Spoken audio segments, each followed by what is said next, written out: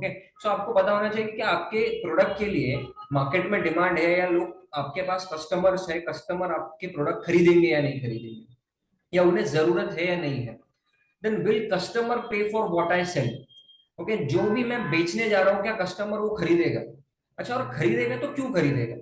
आपने आपको खुद को एज अ कस्टमर बोल के देखना है कि यार अगर मैं कस्टमर हूं तो क्या मैं ये खरीदूंगा, और खरीदूंगा तो क्यों खरीदूंगा। ओके, इन तीन क्वेश्चंस का जब आपको आंसर मिलता है तो आपको थोड़ी बहुत क्लैरिटी आ जाती है कि आपका बिजनेस एक्चुअली है क्या।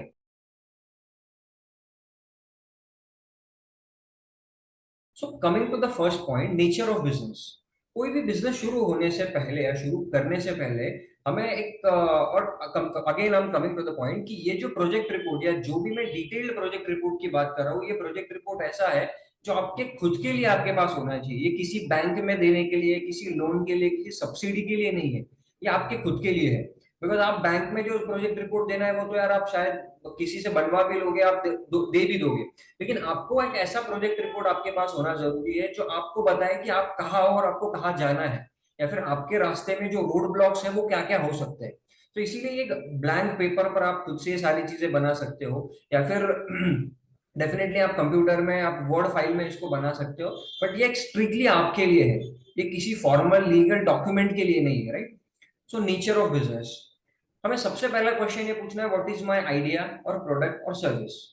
तो इसमें एक सिंपल टेक्निक है कि आपको जो आपका प्रोडक्ट है, आपकी जो सर्विस है, या आपकी जो आइडिया है, उसको आपको ज्यादा से ज्यादा 3 लाइन्स में एक्सप्लेन करते आना चाहिए।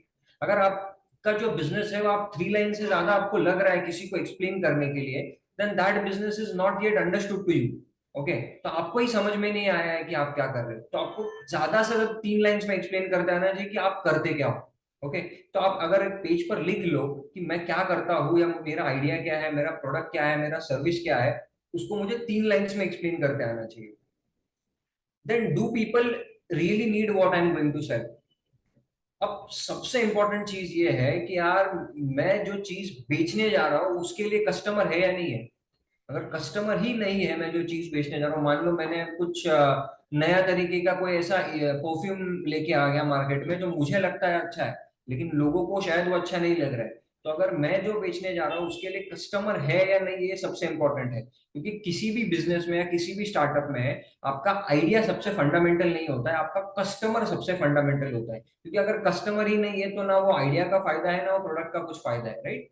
क्योंकि आप अगर सोना सोना भी अगर आप बेचोगे और लोगों को वो कचरा लग रहा है तो कोई फायदा नहीं, और आप कचरा बेच रहे हो और लोगों को सोना लग रहा है, दैट इज इट। ओके, सो आपको पता होना चाहिए कि आपके प्रोडक्ट के लिए मार्केट में डिमांड है, या लोग आपके पास कस्टमर्स है, कस्टमर आपके प्रोडक्ट खरीदेंगे या नहीं खरीदेंगे, या उन्हें जरूरत है या नहीं है। Then will customer pay for what I cell.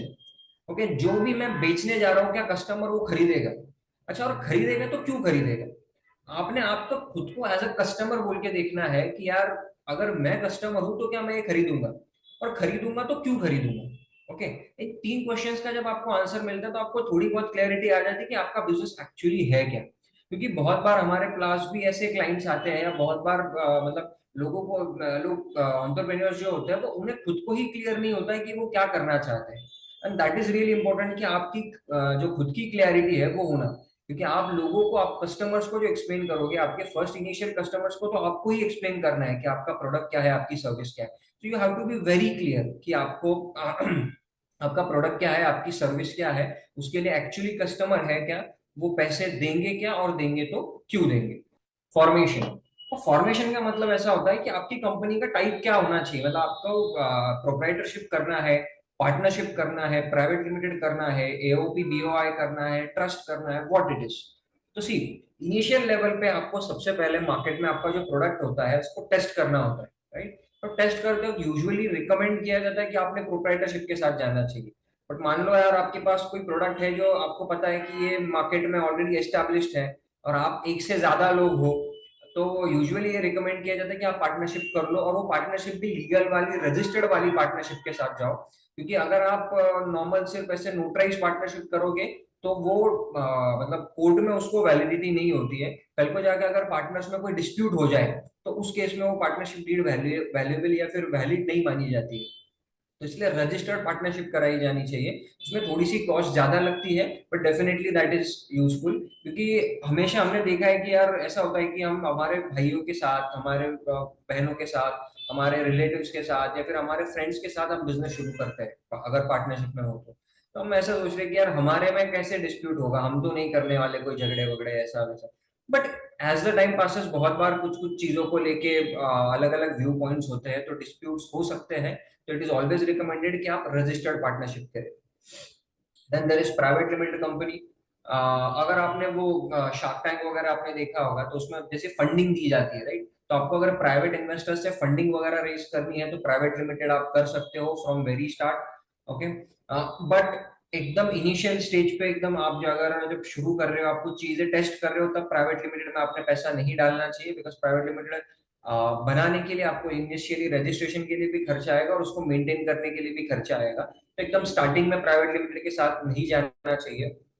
Then there is AOP, BOI, FPC और self help group. Okay, leprosy या ऐसे किसी आपको किसी इशू को लेकर काम करना है, उसमें आप काम कर रहे हो और आप बहुत सारे लोगों को एक साथ लेकर आप किसी चीज के लिए काम कर रहे हो, तो देन दैट इज आप एओपी, बीओआई, एफपीसी या एसएचजी। एओपी मतलब होता है एसोसिएशन ऑफ पर्संस, बीओआई मतलब भी सिमिलर होता है board of individuals. Then there is FPC.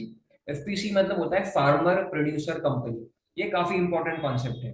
Farmer producer company जो है, मतलब इनिशियली क्या होता था, फार्मर लोग बहुत ज्यादा सफर करते थे, क्योंकि उनको बहुत सारी चीजों में उनको डेफिनेटली उनको कुछ नॉलेज नहीं होता था, और वो थोड़ा सा अपना प्रोडक्शन लेकर अगर मार्केट में जाते थे तो उन्हें रेट्स भी नहीं मिलते थे अच्छे। तो फार्मर प्रोड्यूसर कंपनी का मतलब ये होता है कि 10 या 10 से ज्यादा फार्मर्स एक साथ आते हैं और वो अपना एक कंपनी जैसा फॉर्मेशन करते हैं। जिससे क्या होता है कि 10 लोग एक साथ अगर जाएंगे फर्टिलाइजर खरीदने को, तो उन्हें एक मतलब अच्छा डिस्काउंट मिल सकता है। 10 लोग अपना माल इकट्ठा कर कर जब मार्केट में सेल करने को जाएंगे तो उन्हें भाव भी अच्छा मिलेगा, क्योंकि वो बल्क में सेल कर रहे हैं। उसके बाद सब लोग एक साथ काम करेंगे तो उनकी कॉस्ट भी बच सकती है बाकी की सारी चीजों की। डेफिनेटली उनकी नेगोशिएटिंग पावर बढ़ती है, राइट? तो इसीलिए फार्मर प्रोड्यूसर कंपनी भी एक काफी रेवोल्यूशनरी कॉन्सेप्ट है। अगर आप बहुत सारे फूड प्रोडक्ट्स या बहुत सारे फार्मर्स एक साथ आकर काम करना चाहते हैं तो FPC is a really great thing. Then there is self help group, SHG. जैसे कि आपने लिज्जत पापड़ का नाम सुना होगा। लिज्जत पापड़ एक सेल्फ हेल्प ग्रुप है। बहुत सारी औरतों ने एक साथ आकर एक यू कैन से एक ऑर्गेनाइजेशन बनाया, जिस ऑर्गेनाइजेशन में औरतें ही काम करती है। और उस उन्होंने आज इतना बड़ा ब्रांड बना दिया कि आज लिज्जत पूरी सिर्फ भारत में ही नहीं, अलग अलग कंट्रीज में एक्सपोर्ट भी आज लिज्जत हो रहा है। That is self help group. Then there is trust cooperative society and section 8 company. अगर आप ऐसी कोई कंपनी बना रहे हो जो नॉट फॉर प्रॉफिट है, मतलब जैसे कि एनजीओ वगैरह है, तो उसके लिए ये सारे फॉर्मेशन है। रिक्वायर्ड कैपिटल मतलब आपको बिजनेस शुरू करने के लिए कितना पैसा चाहिए एक्चुअली।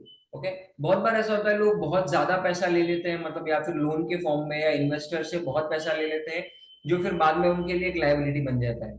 लेकिन और बहुत बार कुछ लोग ऐसे भी होते हैं, उनको लगता है कि यार कैपिटल की जरूरत ही नहीं, हम एकदम जीरो से शुरू कर लेंगे। हाँ, हालांकि जीरो से भी बहुत कंपनी शुरू हुई है, नो डाउट, बट आपको पता होना चाहिए कि आपको रिक्वायर्ड कैपिटल कितना है, क्योंकि कैपिटल के क्रंच की वजह से बहुत कंपनीज बंद हो जाती है। तो सिमिलरली आपको पहले पता होना चाहिए कि आपको टोटल एसेट्स कितने लेने हैं। एसेट्स मतलब आपकी मशीनरीज, आपको लगने वाले computers, furniture, equipments, fittings, land and buildings, patents. Know how का मतलब अगर आपको कोई टेक्नोलॉजी परचेस करनी है, फॉरेन से कोई टेक्नोलॉजी, कोई पर्टिकुलर एक ट्रेनिंग लेना है आपको बेसिकली, या फिर कुछ ऐसी चीजें स्पेसिफिक, तो वो आप नो हाउ जो है वो आप परचेस कर सकते हो किसी बड़ी कंपनी से। इन सबकी टोटल कॉस्ट प्लस 6 मंथ्स के रिकरिंग एक्सपेंसेस। तो रिकरिंग एक्सपेंसेस का मतलब होता है आपके एम्प्लॉयज की सैलरी। उसके बाद कंज्यूमेबल्स। कंज्यूमेबल्स मतलब आपके ऑफिस में, आपके फैक्ट्री में लगने वाला मान लो स्टेशनरी है, उसके बाद फैक्ट्री में लगने वाले जो कुछ बेसिक जो डेली यूज के इक्विपमेंट्स है। उसके बाद स्क्रूज है, नट्स है, बोल्ट्स है, दैट इज कंज्यूमेबल्स। आपकी फैक्ट्री का ऑफिस का रेंट, आपकी एडवर्टीजमेंट की कॉस्ट, आपका फ्रेट। फ्रेट मतलब आपको जो भाड़ा लगेगा गुड्स लाने, मतलब आपका रॉ मटेरियल लाने के लिए, फिनिश गुड्स बेचने के लिए जो भी आपको फ्रेट लगेगा, दैट इज फ्रेट।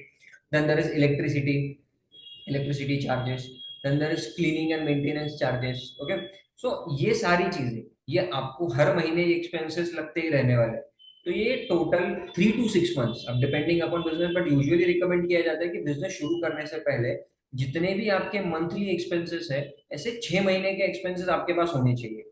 तो total assets plus 6 months of expenses, ये दोनों मिलाकर आपका बनता है रिक्वायर्ड कैपिटल। तो मान लो मेरे एसेट्स मैंने टोटल ले लिया, मशीनरी, पेटेंट, फर्नीचर, इक्विपमेंट, ये सारा मिलाकर मेरा हो गया 50 लाख का, और मेरा रिकरिंग एक्सपेंसेस एक महीने का जाता है 2 लाख, तो 6 मंथ्स का वो हो गया 12 लाख। तो 50 lakh plus 12 lakh is equal to 62 lakh. मुझे इतना ही कैपिटल लेना चाहिए, either by way of loan और बाय वे ऑफ इन्वेस्टर्स। इससे ज्यादा कैपिटल मैं लेता हूँ तो मुझे मतलब उसमें मेरी कॉस्ट बहुत चली जाएगी। अगर लोन है तो इंटरेस्ट, और अगर इन्वेस्टर्स है तो उनको ज्यादा रिटर्न्स देने पड़ेंगे। और अगर मैं कम लूंगा तो मुझे शायद मुझे सरवाइव करने में डिफिकल्टी हो सकती है।